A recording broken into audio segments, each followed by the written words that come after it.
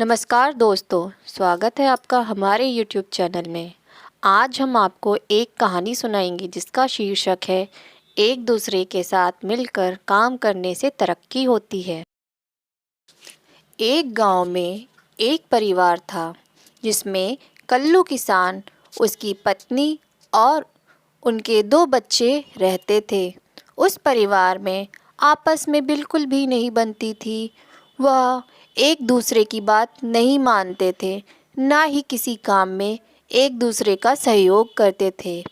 एक दिन की बात है, उनके घर में एक मेहमान आए तो कल्लू किसान ने अपनी पत्नी से कहा कि मैं बाज़ार से कुछ सब्जी, फल व मिठाई लेकर आता हूँ। तब तक तुम भोजन की तैयारी करो और अपने बच्चों से माताजी की मदद करने और खेत में फसल को पानी डालने के लिए कहकर वह बाज़ार की ओर चल दिए। जब वह बाज़ार से सामान लेकर आता है तो वह देखता है कि ना तो उसकी पत्नी ने भोजन बनाने की तैयारी शुरू की थी और ना ही उसके बच्चे खेतों में पानी डालने गए। इस तरह उसके किसी भी प्रकार की तैयारी नहीं हो पाई। जब उसके घर मेहमान आता है और देखता है कि उसके स्वागत सत्कार की कोई तैयारी नहीं की गई तो बड़ा आश्चर्यचकित होता है और नाराज़ होकर घर से चला जाता है। इस प्रकार कल्लू किसान की बड़ी बेइज्जती होती है और जब यह बात गांव वालों को पता चलती है तो वह काफ़ी हंसी का पात्र बनता है। कल्लू किसान काफ़ी दुखी था, किंतु अपना दुख किसी से कह नहीं सकता था क्योंकि इस चीज़ का हल उसे कोई नहीं दे सकता था। एक दिन गांव में एक साधु बाबा आते हैं। कल्लू किसान साधु बाबा के पास जाता है और उनके पैर छूकर उनके पास बैठ जाता है। बाबा उस समय ध्यान में थे।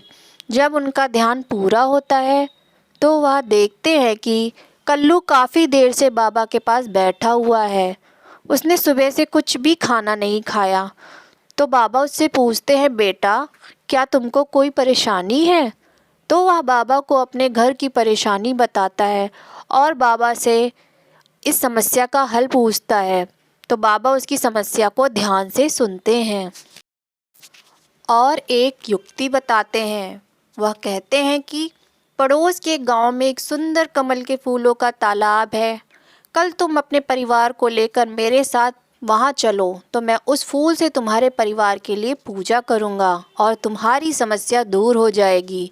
बाबा के इस समाधान से उसको काफ़ी उम्मीद जगती है और जब अपने परिवार में यह बात अपनी पत्नी को बताता है तो उसकी पत्नी भी इस चीज़ के लिए राज़ी हो जाती है और वह पूरा परिवार शाम को ही बाबा के साथ घर से निकल पड़ते हैं ताकि सुंदर फूल तालाब से तोड़ सके। जब वह दूसरे गांव के रास्ते में जा रहे थे तो बीच में एक जंगल पड़ता है।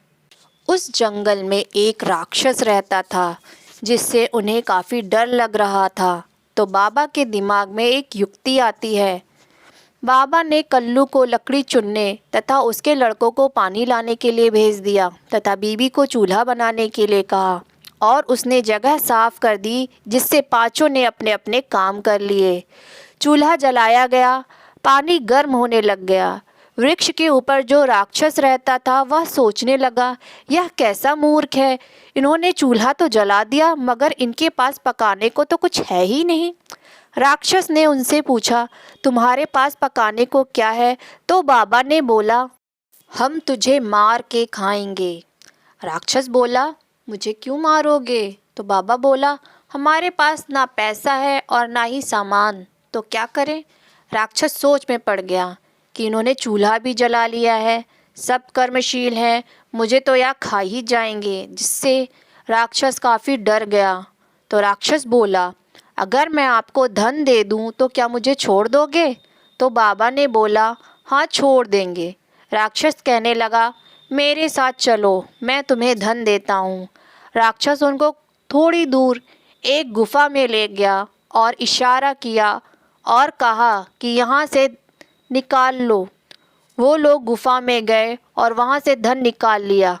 बाबा ने फिर कल्लू को और उसके परिवार के साथ घर वापस चलने को कहा। चूँकि सभी इस समय काफ़ी डरे हुए थे, तो वो बाबा की बात मानकर वापस अपने गांव आ गए। घर आकर कल्लू और उसके परिवार ने बाबा को धन्यवाद दिया। तो बाबा ने कहा, आज आप लोग आपस में मिलजुल कर काम करने के कारण ही जीवित हो। आपकी एकता से वो राक्षस डर गया, इसीलिए उसने आपको नहीं खाया। बाबा की बात सुनकर सभी को अपनी गलती का एहसास हो गया। वो सब सारे काम अब मिलजुल कर करने लगे, एक साथ में खूब मौज से रहने लग गए, जिससे कि अब उनके घर में किसी चीज़ की कमी नहीं थी। दोस्तों, इस कहानी से हमें यह सीख मिलती है कि हमें सारे काम मिलजुल कर करने चाहिए। ऐसी ही कहानियों के लिए बने रहें हमारे चैनल पर और हमारी वीडियोस को लाइक और शेयर करें तथा हमारे चैनल को सब्सक्राइब करें। धन्यवाद।